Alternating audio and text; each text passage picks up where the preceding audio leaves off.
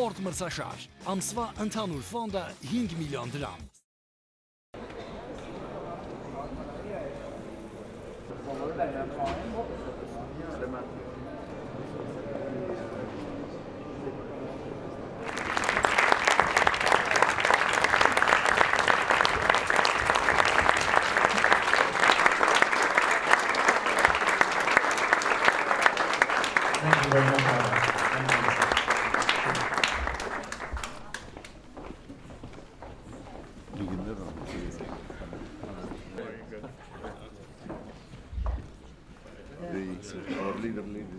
Our leader doesn't get introduced. Toragnan, she's a journalist and an author. Sorry. Բարև, լավ եք, հայերենը լավ լեզու է, եթե Ֆրանսիայի դեսպանել հայերեն է սովորել, ուրեմն կարող ենք հաջորդ մեր խորհրդակցությունը ձեր հետ հայերեն անենք, բայց ես խնդրեցի, որ անգլերեն խոսեմ, ճիշտ է? Ladies and gentlemen, dear friends, it's really a great pleasure for me to be here today. And I think I like the way President of AGBU had presented it, first as a member of the board of AGBU, then the President of the Republic. And I can somehow agree with him because the AGBU is more than 100 years old. And the new presidency of independent parliamentary republic is just less than 1 year old. So I am privileged and very happy to be sitting on the board, Mr. President, and to work hard to make AGBO an institution which is global, which is clearly Armenian, but also an institution that serves the interests of the nation and also worldwide humanity, because this is what you are for, or this is what we are for. I was asked to speak about innovation, about development, and because the time is short, I don't think I have too much time, but because I'm in Paris, that's the home of Impressionist art. So I think that I can make my comment as an Impressionist introduction. So it'll be big, different colors. I will not have the idea to make it clear representation of the issues that I want to talk, but at least to leave you with an impression about the world today and especially tomorrow, and an impression about Armenia or Armenians today and much more interesting tomorrow. So impressions from President. And I would like to start where our friend Haik, yes, had just ended speaking about industrial revolution in Armenia, okay? So there'll be small titles that I'll come back to you now, because I just decided to go like that. And the first title will be Industrial Revolution. I personally believe that there is no industrial revolution, the fourth one happening now. It is much more complex, much more deeper, because industrial revolution, this one is scientific, industrial, and social revolution. And it's not just a revolution, it's our evolution, R with capital letter, and evolution starting with capital. So it's an evolution, but a rapid one. So it's not industrial revolution and then development or 50 years and another industrial revolution, the first one, the second one, the third one. It is rapid evolution that we're going to face tomorrow. Revolutions are going to happen every year, every second year, every third year. So I think to have division, the fourth industrial revolution, fifth industrial revolution, sixth one is going to be impossible. So we are entering the world, and including, of course, Armenia as well, into the time and era of our evolution. Of course, where does it come, the source of this industrial revolution or our evolution? The source is the 20th century research and scientific discoveries that were made at the beginning of the 20th century in physics, mathematics, chemistry, and biology later, with the basically discovering of the laws of the new world, which is the quantum laws, quantum mechanics, up to a theory of relativity, gravitation, and so on and so forth. The 20th century, we were doing the research as an academic issue. Well, the time has come that the results of those researches are becoming industrial. 100 years ago, people who were doing research on quantum mechanics were doing as a philosophy. Now that philosophy is becoming reality.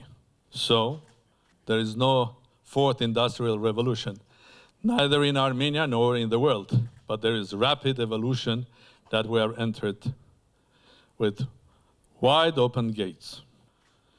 The second thing that I would like to mention among many new discoveries or new technologies will be the one which is going to be playing a very crucial role, which is called artificial intelligence. It's going to make a huge, dramatic change in our lives.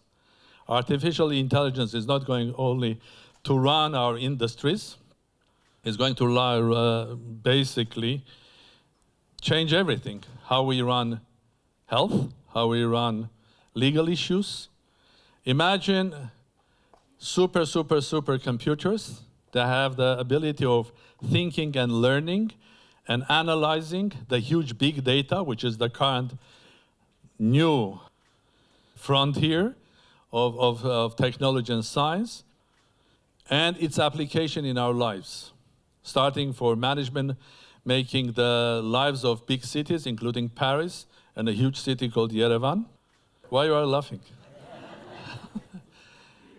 Yerevan has the same problems as Paris as well. At the end of the day, the solution will be bringing artificial intelligence by optimizing how do you manage that.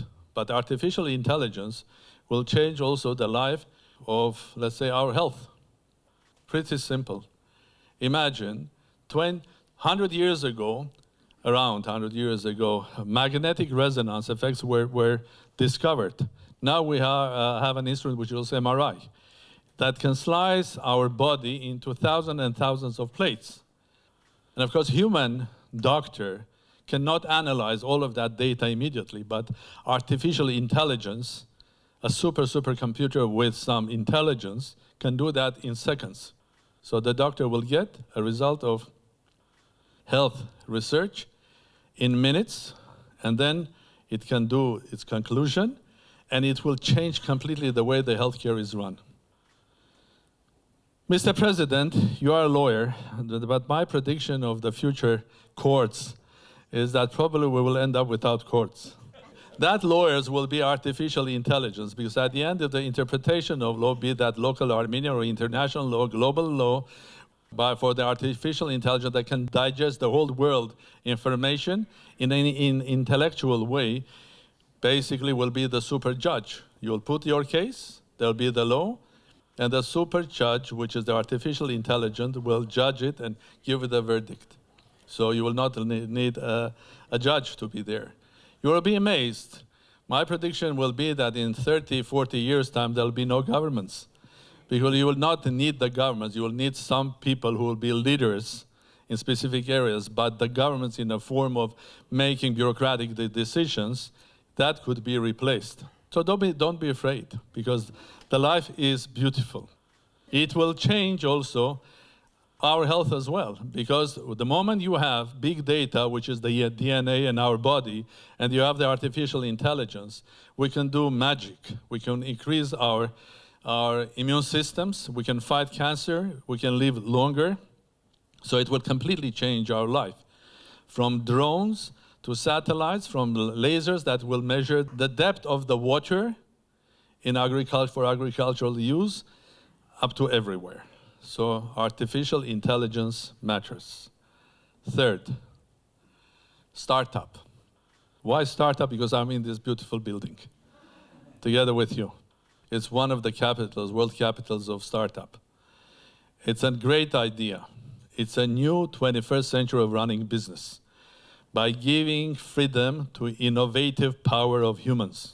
Okay, the old system, classical systems that were basically there in 20th century, when the big multinational companies were running it, when there was the top, the CEO, the chief this, chief that, and eventually you're coming to a group of 100 engineers that were getting an order to resolve this issue. And there's a second model. 21st century, young people have enough tools, be that in IT, power, be that in information, data, knowledge, to be creative. So look at the biggest companies in the world. Are they the old, big industrial companies? Natural resources? No.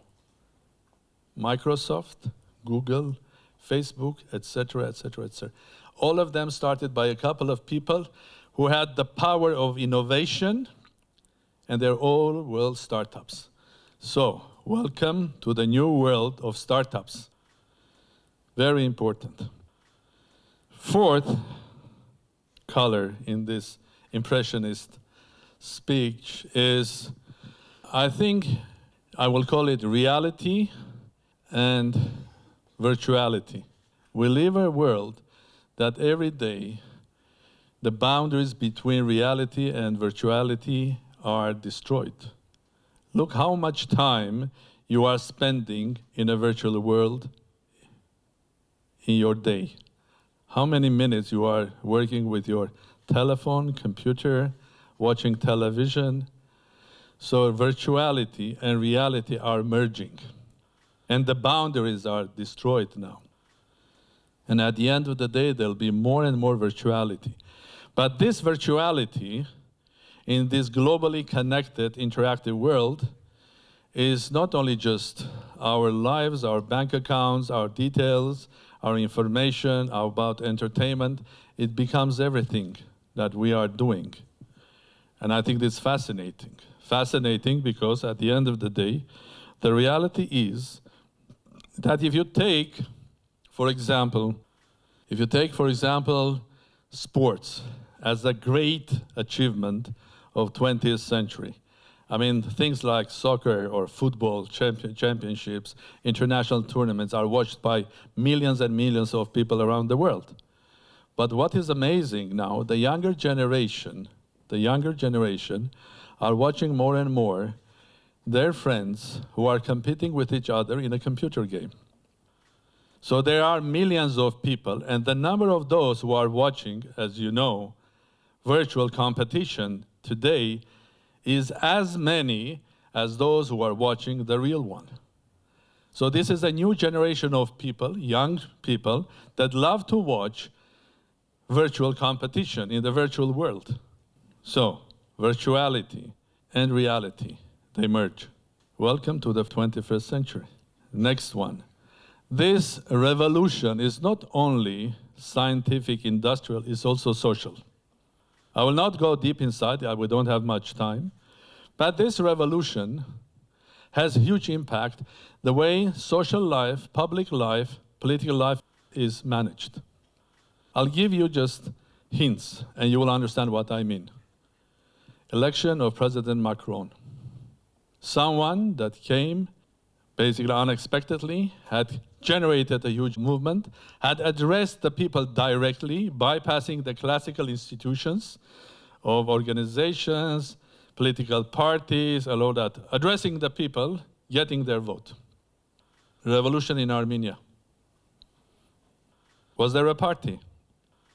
Was there an institution? Was there anything? The power of small, the quantum power of politics. So this is another revolution. President Trump is a part of that. In 21st century, the classical institutions, organizations are going to be less and less relevant than the direct approach, an idea, a movement, inspiration, and energy. So small works. Small can be very powerful, and small is important. So I think I better stop here and go to a couple of other issues which are important. And this is addressing young people. So if I was someone who was being asked as professor to give advice, what should you do to become successful in your life? Should you become a teacher, a lawyer, doctor, or someone else? So my advice will be, listen, don't think of becoming someone. First of all, explore yourself. Understand who you are. What sort of qualities do you have personally? Because every child is born with a talent. Everyone. One has a talent of a musician, the other a talent of mathematician. Third one has a talent of craftsman, and the fifth one has a talent of listening. Someone has a talent of talking. You can learn it, but it's a craft. And sometimes your craft can become an art if you have the talent. Okay? So discover yourself. And when you discover yourself, it's very important that you have to understand that education matters.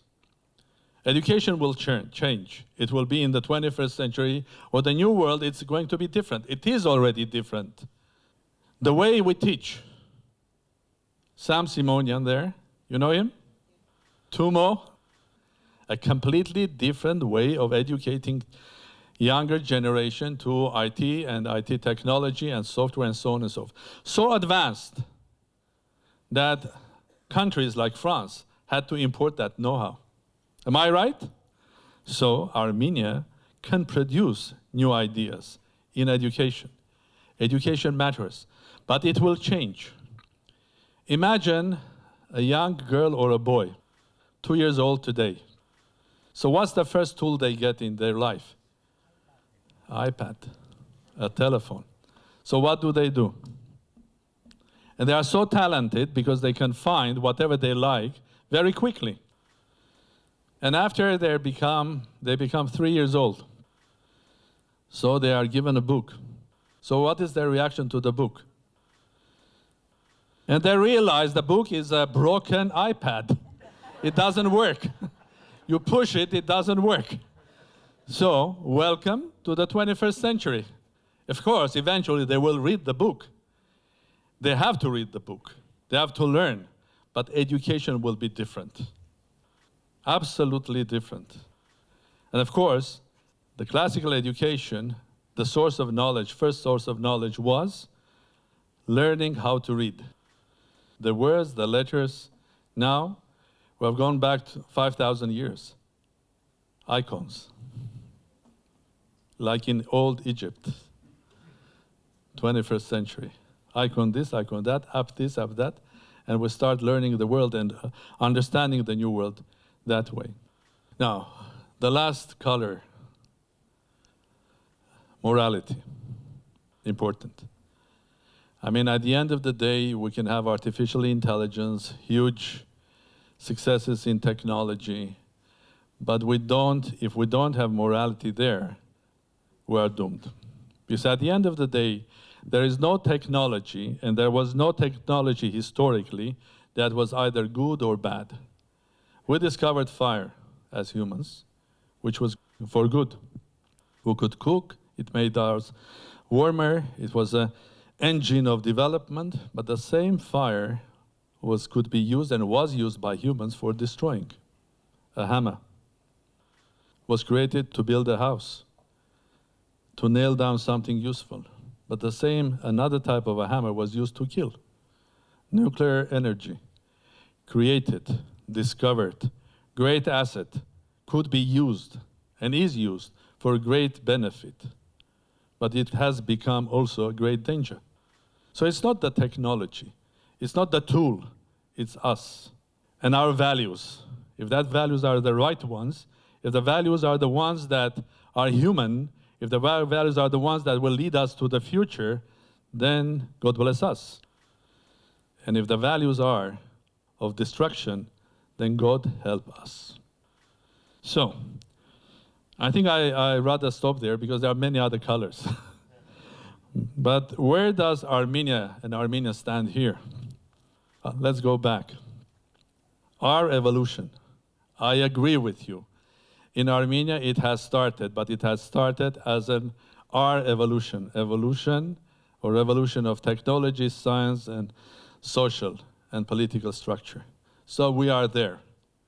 We can be one of the leaders of this in the world. Why?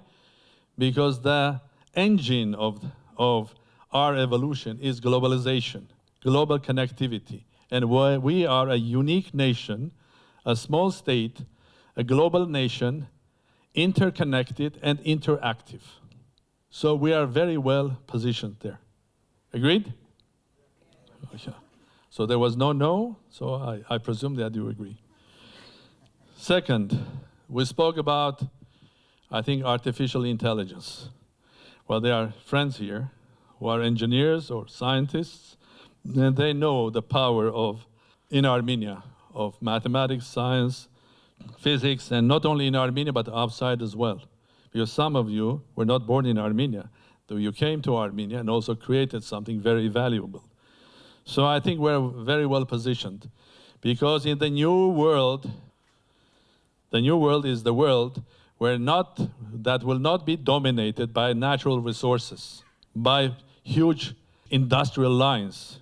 Well, I predict probably in 20, even 10, even maybe 5 years' time, I mean, we will replace the famous discovery of the line of Ford, because the next cars will be assembled in a shopping mall by three-dimensional.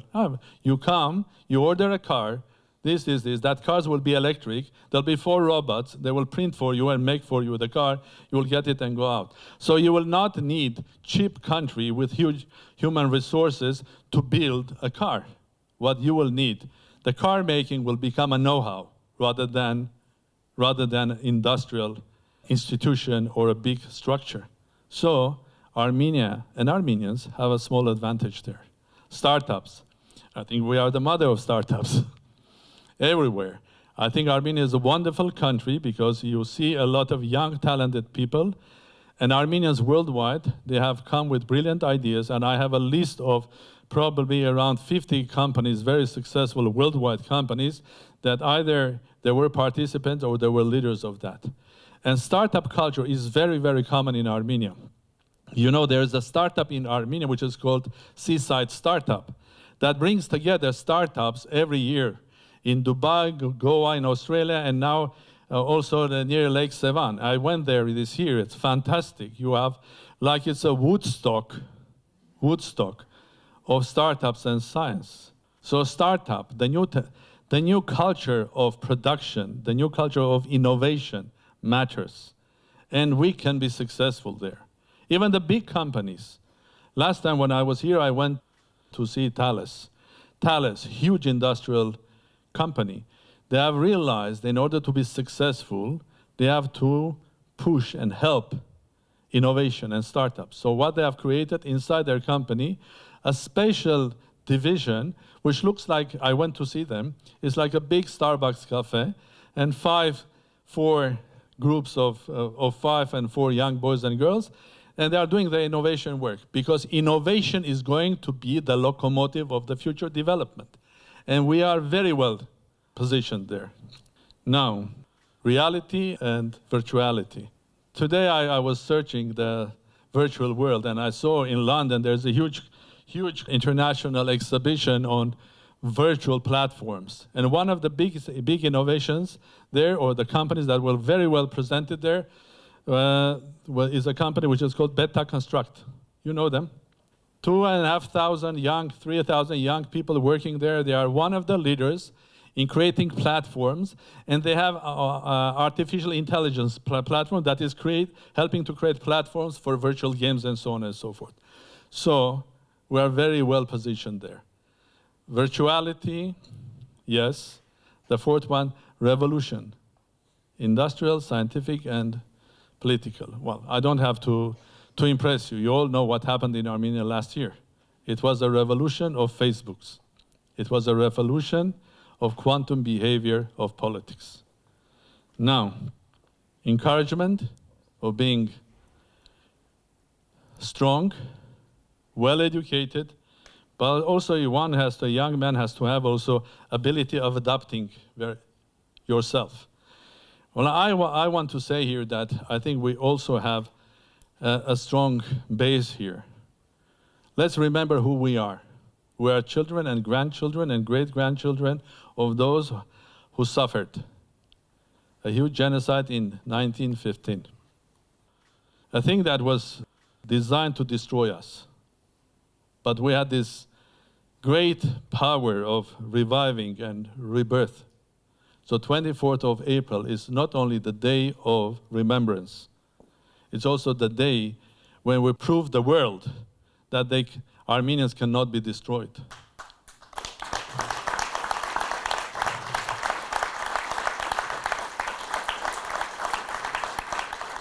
And we have proven that we can rise from ashes, we can do the magic of Christ, rise after death, and we will be there forever. And we have this fantastic quality of a survivor. This is needed in the new world, 21st century. Is you have to be someone that can adapt very quickly to the right, make the right decision, adapt yourself, and we have that. We are survivors. So the new world is our world as well. So I have to say a word to the younger people. You are children of the new world. And when I say new Armenia or new Armenians, I mean that we have a strong place in the new world, being new Armenians and running our new Armenia as a country, advanced country, a strong country of the 21st century. Thank you.